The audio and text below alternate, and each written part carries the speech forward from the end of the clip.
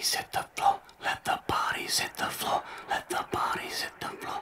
Let the Hi, my name is Eileen Dietz, and I'm visiting New York for the New York City Horror Film Festival, where they're showing a short film I did called Hag. And most of you probably know me from a small little film I did called The Exorcist, where I played Captain Howdy, the face of death, and did a lot of possession scenes.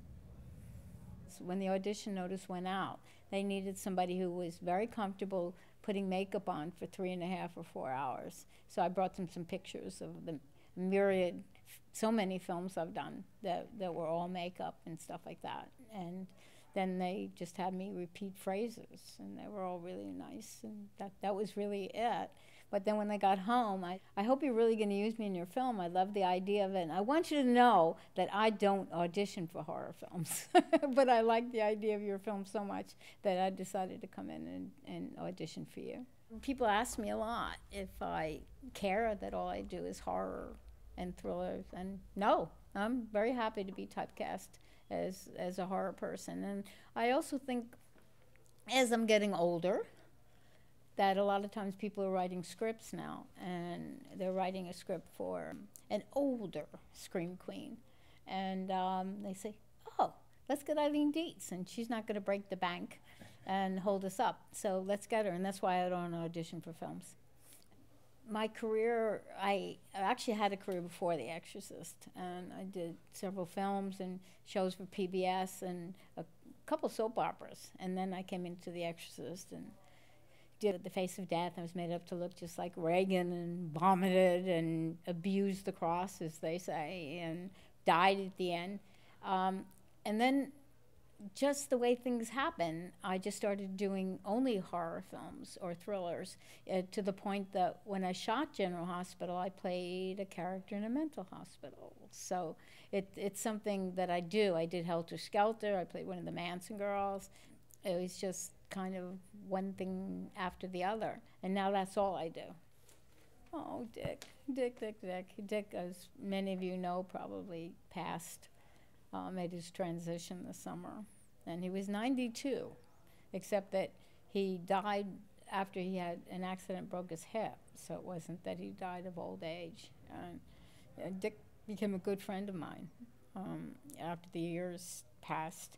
And he's just a genius, obviously. I mean, my contention, one of the things that made The Exorcist so scary to people is they chose to use makeup that you could relate to.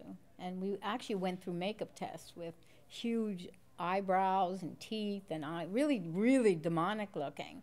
And I don't think that, I know that wouldn't have worked, because the scary part of The Exorcist, I truly believe, is either little kids felt like they were going to be possessed. I know that's true because I've met so many people.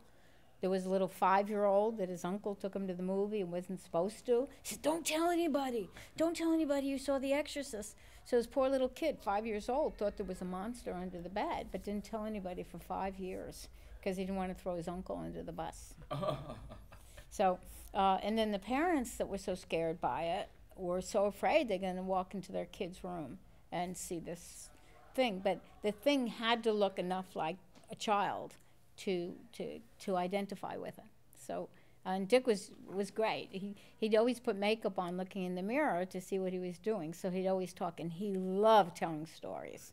And I actually went out to his studio to make a face mask, and he had a face mask of Marlon Brando and Dustin Hoffman and all these people kind of staring down at you. The book is called Exorcising My Demons, and it's also about how a little skinny kid from Queens found herself in the scariest movie of all time, and about the audition and the screen test and then the first day on the set and things that happen on the set, and make a great Christmas present. I came to the New York City Horror Film Festival because a short film I did was selected to show. That was called Hag, and I played the hag. And once again, the makeup on The Exorcist, when it was made up to look like Reagan, was about 3.5 hours, 4. And the makeup on Hag was 3.5 and 4 hours. And there were kind of some similarities. I mean, the makeup on Hag was not in any way recognizable as a person. It's some of the best makeup I've ever used. But I got to levitate and got to possess this guy. And so there's a similarity, but there's no religious overtones. There's kind of just some more horror. Erik was great. I mean, you know, there are directors that have no idea what they're doing. And my acting teacher, one of my acting teacher's famous lines was, you better learn how to act, because most of the time you're not going to have a director to help you. So you better be prepared, and you better know what you're doing. But Erik was great. He was there when you needed him to be.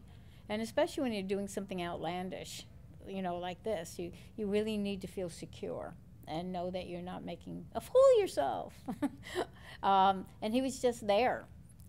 He was just there, and he said, let's try this, and let's try that. And so, and I adore people with passion. And Erik has an amazing passion for what he does. And whether it's a short film that he's, you know, doing, or what he wants to do next, he's so excited about it. And so is his producer, Michael. So it was just a wonderful set to be on. It was just totally fun, and I couldn't wait to see it today, which was the first time I saw it. Well, first of all, I didn't have to worry if I was looking old on screen. Actually, Linda Thompson had a great quote. When she works, she won't even look at a wardrobe picture of her or a makeup picture. She said, I just don't want to watch myself grow old on screen.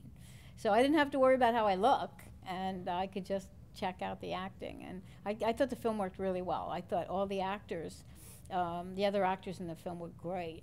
And that has to go back to the director and producer. First of all, they cast them. And I thought the whole package was really good. I have nothing more to say about it except praise. And that it took me 4 days to take the makeup off.